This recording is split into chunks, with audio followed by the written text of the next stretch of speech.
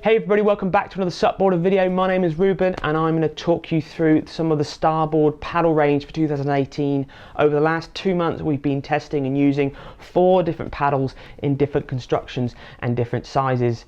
In this video we're going to do a little comparison stroke review of these paddles and also help you understand about what paddle will be best for you if you're looking at getting a new paddle this year. Now Starboard have quite a few combinations of paddles you can get, but not only that, they have quite a few processes and materials that go into the paddle that can reduce the carbon footprint of the paddle that you're actually using too. So the 4 paddles we have been testing are starting at the top end price point. We have been using the new Starboard Lima in a carbon balsa blade with an oval full carbon shaft and carbon handle in a medium sized blade. This retails at £325. That's your top end price point. Then moving down, well not down, it's across sideways really, we're using an enduro blade, also a carbon balsa blade and a full carbon shaft, except it's round. The Lima there was oval, in a carbon handle in a medium size, and that retails at £299. Then moving down in price point, but the same blade shape, we've been using the Enduro again, but this is Enduro in a carbon T10 blade, a hybrid carbon shaft, round shaft, and a full carbon handle, and this retails at £189 and it's also a medium blade. At the adjustable side of things, we've been using the Tiki Tech, which is an enduro blade again, the same shape as these other blades, the enduros, except it's a small blade and it's finished off in the Sony Wave graphics, which look really cool, in a 2-piece, and that retails at £199, and that is also the skinny shaft at 26mm. And all of these shafts are finished in an S40 stiffness.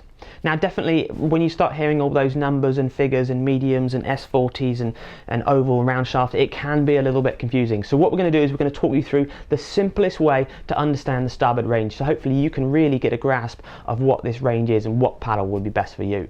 So before we move on from that, the first thing we're going to talk about is our impressions of the paddle, our first thoughts of the paddles when we saw them.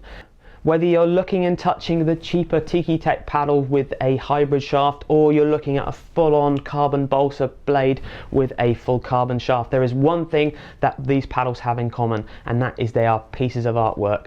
They are all very, very well finished off, very tactile, and just very beautiful to touch, and just look something really nice to hold in your hands and paddle with. Okay, let's look at the 2 blade shapes, because there is basically 2 blade shapes in the Starboard range. You have the Lima and you have the Enduro.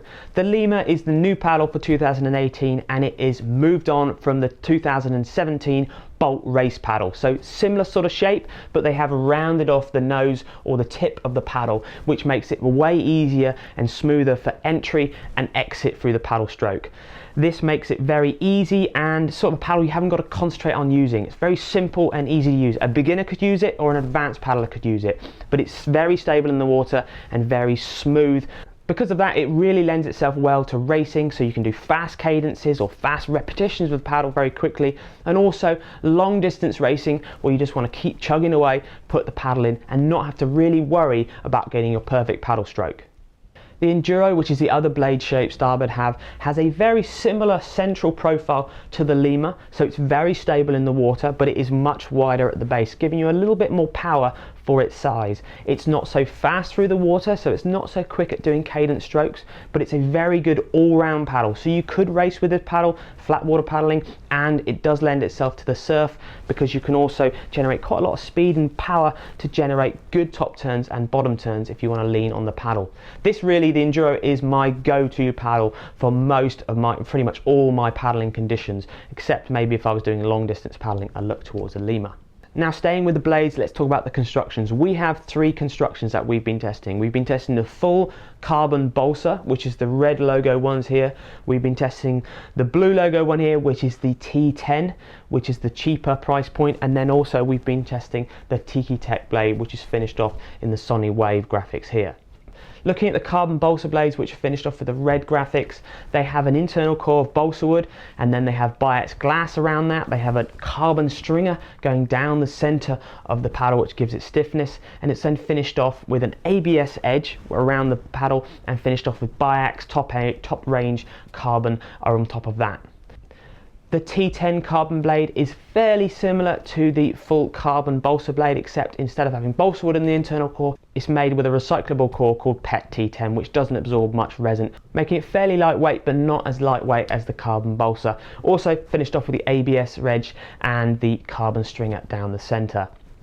The Tiki Tech paddle is again fairly similar to the T10 blade, as it has an internal core of the same material and it has a full carbon stringer going down the center of the core, but instead of being finished off with carbon, it's being finished off with glass and a protective plastic layer.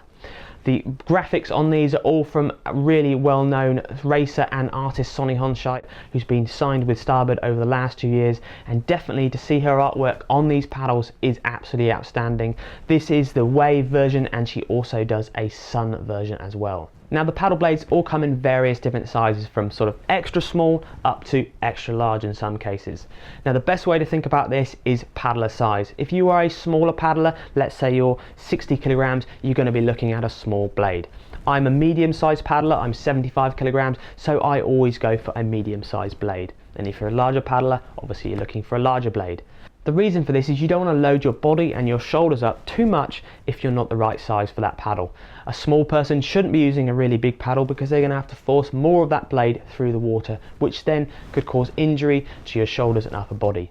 One thing to note though is if you're looking at the new 2018 Lima, Starboard recommend that you go up a size from what you were using last year. For instance, Connor Baxter last year was using a medium sized bolt paddle and now he uses a large size Lima. Now this is obviously due to the Lima being a little bit narrower in width and being a bit more rounded at the tip. Has a less surface area than it did last year for its size, so just bear that in mind if you're looking towards the Limas.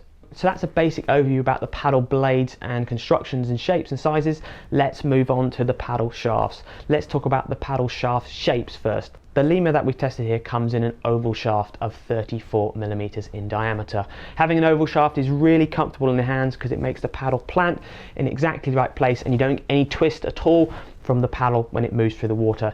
That gives you really the ultimate amount of control on your paddle, and really I found it a lot of fun and a real joy to paddle because of having the oval shaft. The two Enduros we have here with the carbon balsa blade and the T10 blade are finished off with the same shape shaft, both completely round shafts in a 29mm.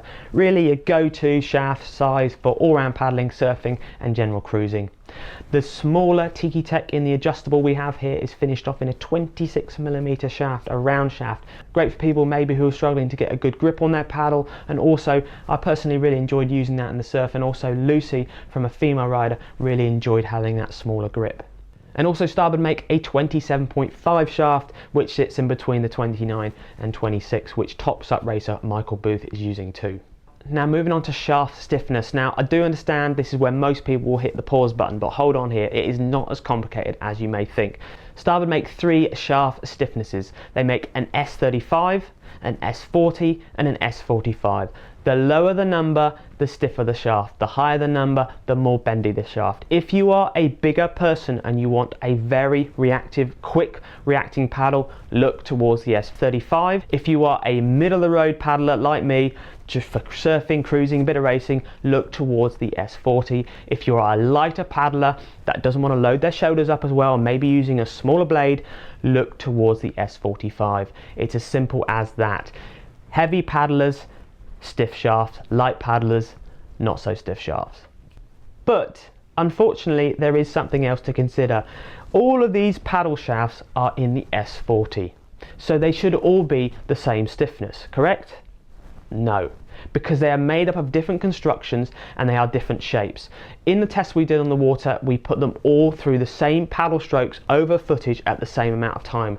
The Lima is finished in a full carbon shaft and it's oval. The oval is going to give you a bit more stiffness than a round shaft because of the way it's shaped. And also the full carbon is going to give you more reactive, it's going to be less flex than a more glass-based paddle.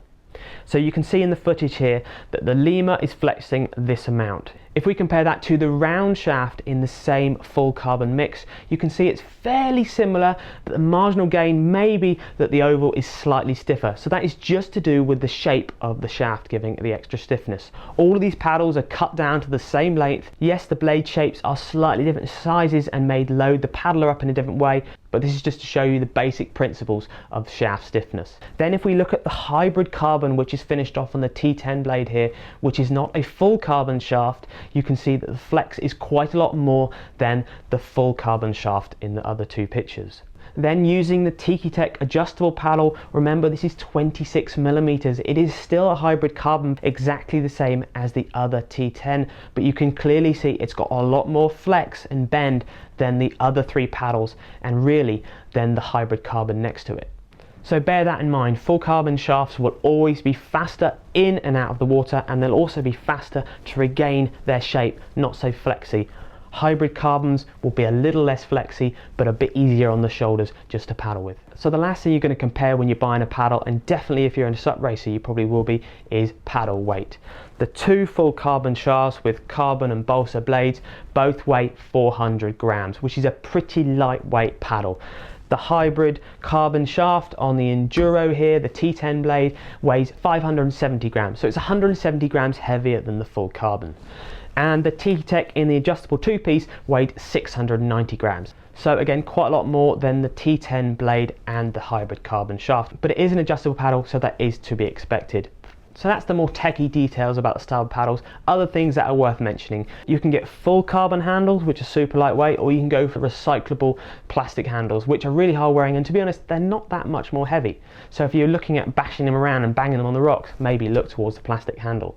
All of the fixed length paddle shafts come with the Connor Baxter choke stroke grip on the top here. The choke stroke is a stroke that Connor Baxter invented, where you bring your paddle down off the handle and you use your fingers either side of the shaft. Great for doing sprint strokes or heading into wind where you want to get yourself lower or get a bit more power into the paddle and into the board. The adjustable paddles come with a very nice alignment adjustable unit that does not twist or move, and I really like the way that Starboard have actually sort of pre-greased or put some lubricant in the shaft, so actually it reduces the amount of water that goes down the shaft and gets in the shaft, definitely if you're surfing or just playing with your paddle around the water. Very easy to use, clips very secure, and it doesn't twist at all. And all of these paddles as well come with a paddle pick, which is great for just keeping down at the bottom of your paddle. If you're paddling around, you can pick up any rubbish and put it on top of your board. It's just a really simple thing that the guys of Starboard have put in and incorporated in their paddle packages to make you aware. Just pick up some rubbish, put it on your board, and just take it and put it in a bin instead of floating it around in the water. A really simple, nice move that just illustrates how Starboard are thinking about the environment and the future for all of us. So if I can summarize these paddles and give you a bit of value for money, well, definitely the full-on carbon balsa paddles are beautifully finished and very good performance. The Lima is an exceptionally nice paddle to use, very easy to use in the water, a paddle you do not have to concentrate or think about on your paddle stroke at all. The oval shaft gives you a large amount of grip, which doesn't twist the paddle or the blade in the water. A real go-to paddle and shaft if you're into racing or long distance flat water cruising.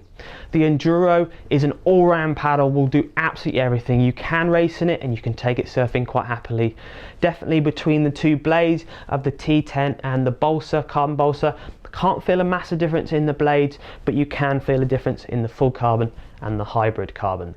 The Tiki-Tek with the Sony Wave graphics and the adjustable unit is a fantastic paddle if you're getting into paddleboarding, or if you want to try lots of different paddling. Maybe you want to go do a bit of racing, you want to do a bit of surfing, you want to try hydrofoiling, you want to change your paddle length around. A very simple, secure unit that you're going to be completely happy with to paddle in most paddling conditions.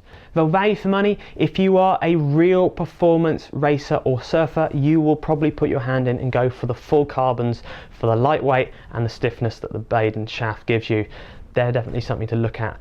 For a mid-range paddler or even slightly advanced paddlers, you've got to be looking at the value of the T10 at £189. It's over £100 cheaper than the full carbon Enduro and Lima. An outstanding blade and shaft combo, lightweight but still gives you enough performance to get you on the water and catching some waves and going racing. The adjustable paddle is an also outstanding value paddle, a very simple, smooth system that's easy to adjust. Love the narrow diameter shaft, it's going to be great for smaller people with smaller hands. If you're more of a beginner, intermediate paddler, definitely look towards the Tiki Tech paddle range. Really hope that SUPboarder video was helpful and it helps you understand a bit more about the Starboard paddle range. Starboard are making some really nice, good looking paddles that work really well, so get yourself down to a shop and check some of those out. But until next time, we'll see you on SUPboardermag.com or on YouTube. Thanks very much.